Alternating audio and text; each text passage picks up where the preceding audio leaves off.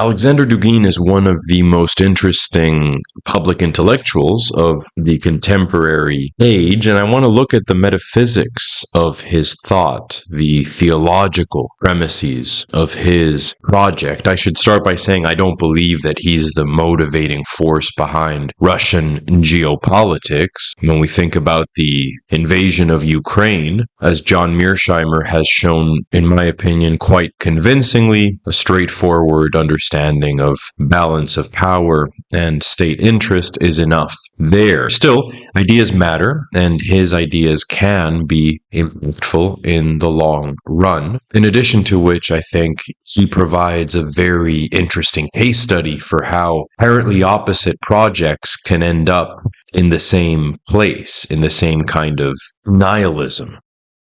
Opposite projects here would be the Eurasian project and the Atlanticist Western liberal project. I'll also add that I don't actually feel any animus towards Dugin the way that some Western commentators seem to. I actually find him very sympathetic in many ways, albeit I'm going to be critical of his ideas or of the underlying premises of some of his ideas. So let's start with what Eurasianism is. Briefly, we can define Eurasianism as a long-standing school of historical and geopolitical analysis according to which Eurasia, so most of the former USSR, sometimes including and up to Moldavia in the west, parts of China in the east, constitutes a natural unitary civilization. It was originally articulated by thinkers like T. N. Savitsky and was championed by Lev Gumilyov during the Soviet era. Here, geography is taken as the principal motor of history, dictating how people groups form.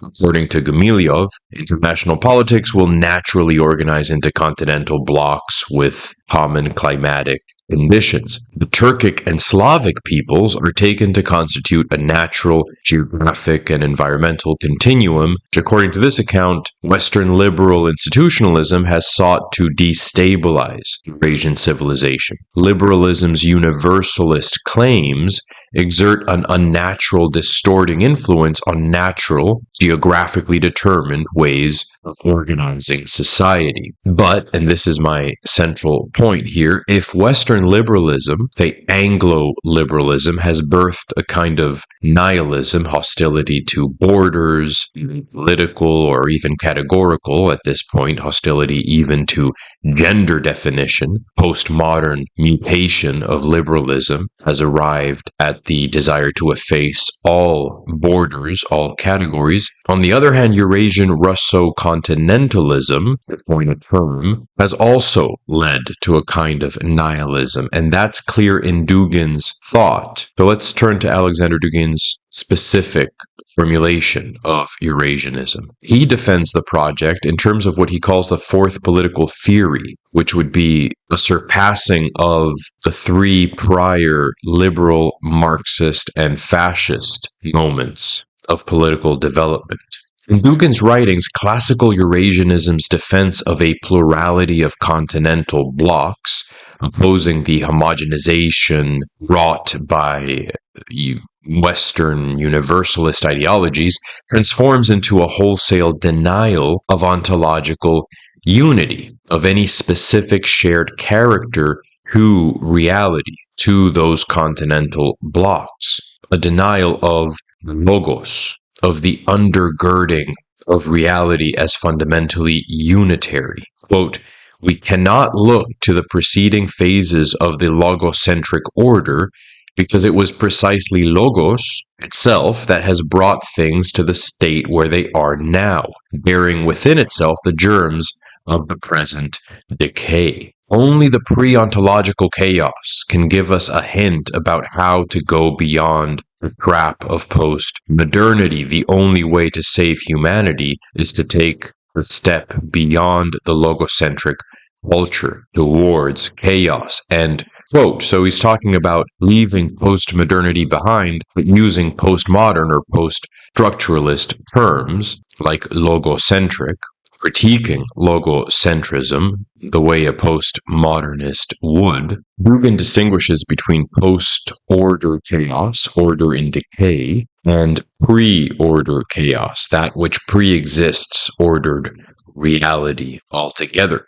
It's the latter that he champions. Recognizing the primacy of this chaos, Dugin argues for generating order as, quote, chaotic logos, completely and absolutely fresh logos, being eternally revived by the waters of chaos, end quote. We might interpret this as an order that never crystallizes into dogmatic mental categories, never lets itself off from transcendent wonder. So logos, order, is not primary. Chaos is primary. And any order has to always be a sort of fluctuating sort of emanation from chaos.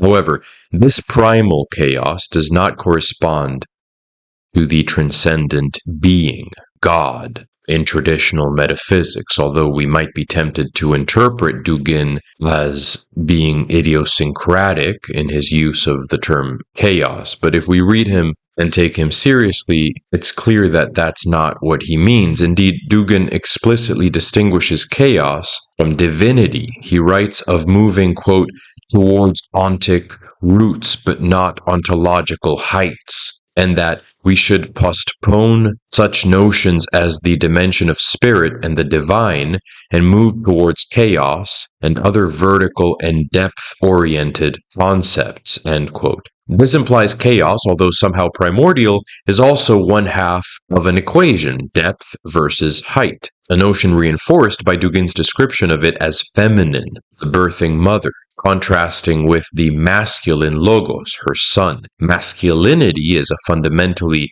derivative concept category with respect to femininity. Order is derivative of chaos. The idea of heights, the ontological, is derivative of roots, the ontic. Spirit and the divine are secondary with respect to the deep, the chthonic, to the chaotic. As such, we seem to be dealing with what various traditions identify as substance, as distinct from form, the substantial as distinct from the essential in Aristotelian terms, analogous to an object's color as distinct from its shape, as though shape would be secondary and derivative with respect to color. It's what René Guénon, French metaphysician, the father of the traditionalist or perennialist school, to whose work Dugin actually does lay claim, although he contradicts it in very fundamental ways,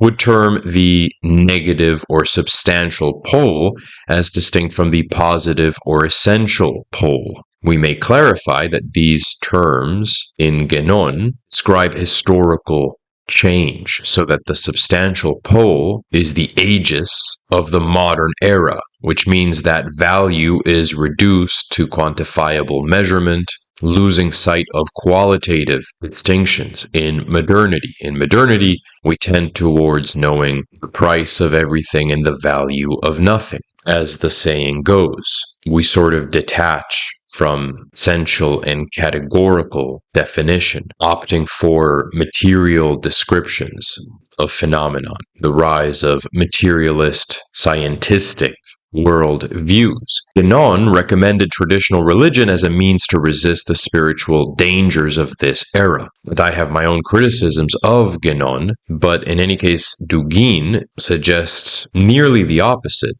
I say nearly because he would presumably want to keep the forms of traditional religion intact. He would want people aesthetically grounded in traditional religions. But really, he points us towards the embrace of the substantial whole as distinct from the essential whole, the negative as distinct from the positive, chaos as distinct from logos. In this respect, Dugin's appeal to Guénon's thought is spurious, as the two authors are articulating opposite positions, and Charles Upton, the Sufi Muslim perennialist, makes this point in Dugin against Dugin. Quite explicitly, I'm drawing on him here. For Guénon, the social and moral confusion of the contemporary age is a manifestation of the substantial pole's growing rift from the essential Quantity's divorce from quality, a unilateral appeal to substance, would not, for him, be spiritually edifying, except perhaps as a kind of galvanizing excess, eliciting an opposite reaction. Dugin's allegiance to Heidegger's rejection of systematic metaphysics is significant here. The German philosopher, Martin Heidegger, was concerned with safeguarding the mystery of being against mental categories. For him, Western thought back to Socrates would constitute a poisoned legacy. He therefore focused on the flux of time and how it demonstrates that any particular being is fleeting and cannot capture the mystery of being as such. However, if Heidegger fears systematization will reify transcendent being and treat it as an object of speculative knowledge, like a parody of Guénon's essential pole, his own approach presents the opposite risk, that of treating transcendence as a purely arbitrary source of random events in time, so that all we are left with is the constant fluctuation of mere substance. That's the problem with Heidegger, and it's into this trap that Dugin's thought falls, in my opinion. The subject of Eurasianism is freedom in any direction. By believing in chaos, Eurasianism also believes in a kind of absolute indeterminate freedom, and so is not a complete counterpoint to Western liberalism, but a development therefrom. Quote, "Is there anything that we could take away from liberalism? Yes, the idea of freedom, and not just the idea of freedom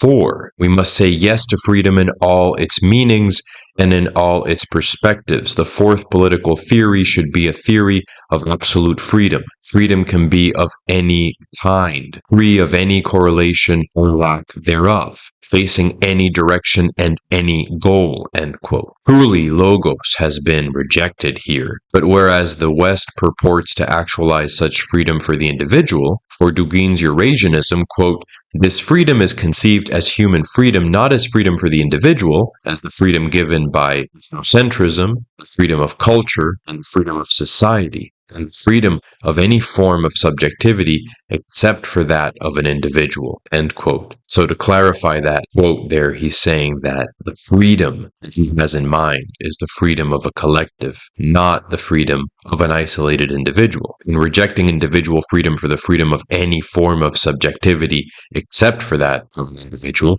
Dugin is merely reacting to what the West has already discovered, namely the limits of individual self-determination. Quote, "European thought long ago came to a different conclusion. Man, as an individual, is a prison without walls. That is to say, the freedom of an individual is a prison," end quote. Therefore, quote, "In order to attain true freedom, we must go beyond the limits of the individual. In this sense, the fourth political theory is a theory of liberation, of going beyond the prison walls into the outside world, which begins where the jurisdiction of the individual identity ends." End quote. This, he adds, is a greater freedom than that of the individual, as the latter is necessarily as limited as an individual's own resources and abilities are limited, taken in isolation. The freedom of the individual is as paltry as the resources of an individual are meager. The alternative to liberalism's individual freedom is not the freedom of a class, as in Marxism,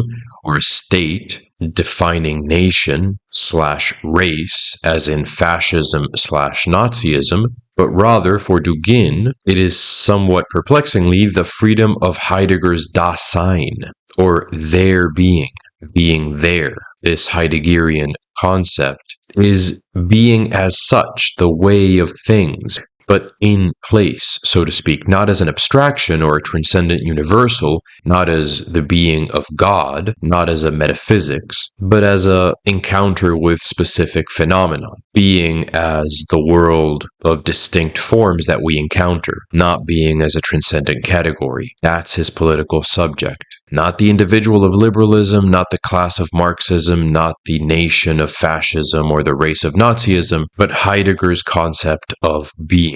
This might seem complicated and overly theoretically involved, but it really doesn't need to be. The Heideggerian category of Dasein simply returns us to the ideas of Lev Gumilyov and the importance of geography, of climate, and the locally adapted habits of a people. Quote, ethnos is the greatest value of the fourth political theory as an organic entity written into an accommodating landscape. The term accommodating landscape is from Lev Gumilyov, end quote. Despite his use of the term ethnos, we should note that Dugin rejects biological identity and considers ethnicity a social construct, so that a person of any genetic stock can be Russian. At least that's the view that he's expressed in the past. Race, ethnos, is a social construct. Society is a geographic construct. Per the Eurasianists, like Gumilyov. What matters is place, and place-specific cultural adaptation, the there-ness of their being,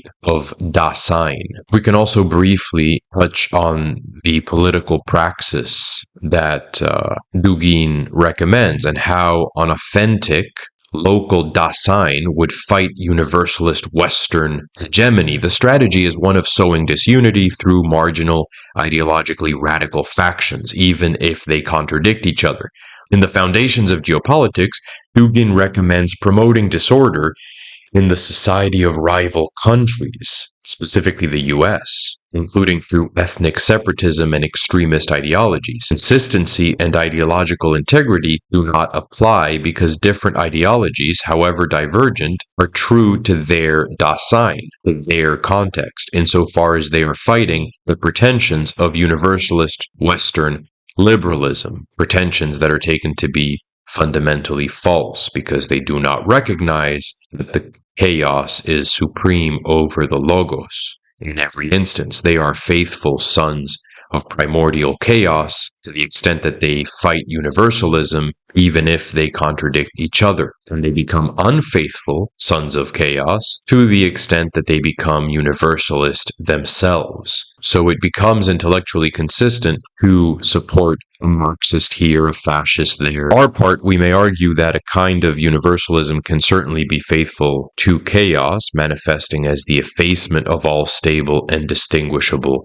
forms. In fact, arguably, Western liberalism is exactly this kind of universalism. It's the desire to flatten everything down. It doesn't really believe in any transcendent unity and any basis on which different forms might coexist peacefully. Instead, it wants everything to be a uniform miasma, a single global marketplace. Anyway, Russian policy has partly followed this line of thinking, but for its part, obviously, the US has also historically acted to destabilize its rivals in myriad ways, as have most, if not all, powerful countries. Dugin provides a more internally coherent, self-conscious rationale for this common practice, but I don't think that we can ascribe that particular tactic to him. Sure, Russia might have done it, so has the US, so have other superpowers, and regional hegemonic powers. But it's interesting to note the thoroughly amoral praxis that Dugin himself derives from his theory, with Eurasianism arguing for a geographically determined natural order and Western paradigms arguing for historical and economic forces, the idea of progress, be it through the liberal marketplace or later economic forces at play in the historical dialectic imagined by Marx. Both began life as kinds of determinism. The danger here was one of subordinating the search for a good society to impersonal forces, and it's this that has led both to evolve into species of nihilism, rejecting logos. And that's really my central claim here. That's my thesis, that when an intellectual current believes in an impersonal dynamic over the explicit moral human deliberative faculty, when you believe in the market or in geography, geographically determined civilizations, over the human heart and spirit, you are already at nihilism's gates. You only need a generation or two to see the terrible fruit of those ideas come to term. Crucially, both Western liberalism and Dugin's Heideggerian Eurasianism believe in an unpremised freedom. freedom as pure act, untethered to, they would say unconstrained by, any prior essence character. This is tantamount to believing in pure accident, chaos. The theological origin of this idea can be sought, as John Milbank, an English theologian that I like a lot but also am pretty critical of in some respects, puts it, quote, "It is a desire to celebrate an entirely inscrutable, self-willed God who has created the world as an arbitrary set of disconnected things linked only by mechanism." Of course, the same conception can emerge from other contexts outside of a particular reading of Augustine or Protestantism. God's freedom is understood, in any case, as anterior to and unconditioned by his love or mercy, or any other quality. In this sense, Western decadence and contemporary Eurasianism are just as modern or just as postmodern as each other. They share this starting point, a common ground, or rather a common groundlessness, a common rejection of any essence other than the absurdity of freedom as such, which must be entirely identical to the pure accidental givenness of things, since it stems from no inner essence of its own. Therefore, does it manifest as determinism, be it economic or geographic, or of any other sort. We may say this conception of freedom gave rise to deterministic systems emerging later as explicitly nihilistic. Dugin's Eurasianism prefers the effulgence of forms from chaos, which will be unable to relate to each other on the basis of any higher truth, since higher truth is chaos, and truth is entirely bound up in the specific there-ness of each form, or we should say the geographic constraints of each civilization. Western postmodernity, on the other hand, asserts undifferentiated formlessness as best expressing the ultimate lack of order in which it believes, pure individual self-determination. An individual who determines even his own gender and is entirely free and entirely dependent on a biomedical state apparatus, because that's the paradox of Western liberalism. The absolute individual is also absolutely alone, and therefore absolutely dependent and vulnerable. The one glorifies conflict, Eurasianism, the other comfort, Atlanticism. The one prefers to seethe, the other to stagnate. In any case, the coherent conservative, let's say, or the one grounded in traditional metaphysics proper, cannot align with either. We are really discussing two ways in which philosophical inquiry gone wrong can manifest. Anyway, because Dugin is so interesting and because he is trying to ground his project metaphysically, I pray for him to discard some of these more spurious elements based on post-structuralism and actually based probably on chaos magic, the ideas of certain occultists, 19th century occultists, 19th and 20th century occultists that he draws on. But anyway, I hope that was interesting. Thanks a lot for watching, and subscribe if you'd like to.